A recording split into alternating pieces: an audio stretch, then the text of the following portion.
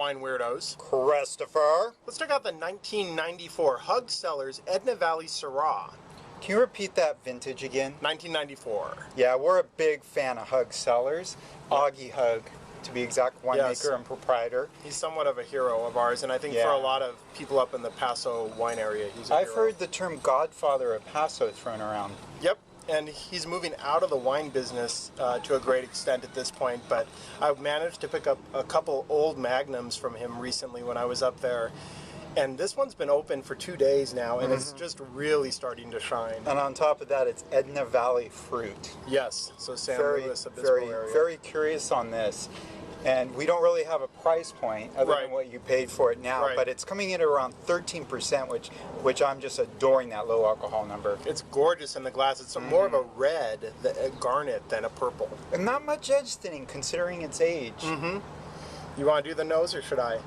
I'm loving the nose because I'm getting Edna Valley, clearly Edna Valley fruit in the more recent vintages. I'm getting lots of bean cherry notes. Their Syrahs deliver that. As they're younger, they tend to be a little bit more tarry and earthy driven. However, the low alcohol in this, I'm assuming there's going to be a little bit more of a residual sugar play in it, and I get that. There's almost a candy bean cherry thing going on the nose with the aged, kind of that aged herbal sense going on. What's it doing on the palate? There is some cherry and maybe some menthol and herbal things up front.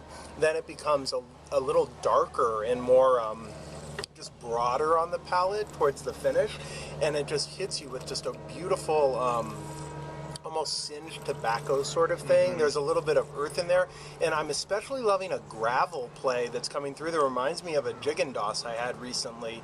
It's definitely in that Rhone style, and almost a little bit of iron and meat blood as I talk coming on the late finish. Very complex. Loving this. Talk about the California Central Coast and being age worthy. Augie has a restaurant background. He definitely builds wine with some structure in it, and this thing is really showing that structure.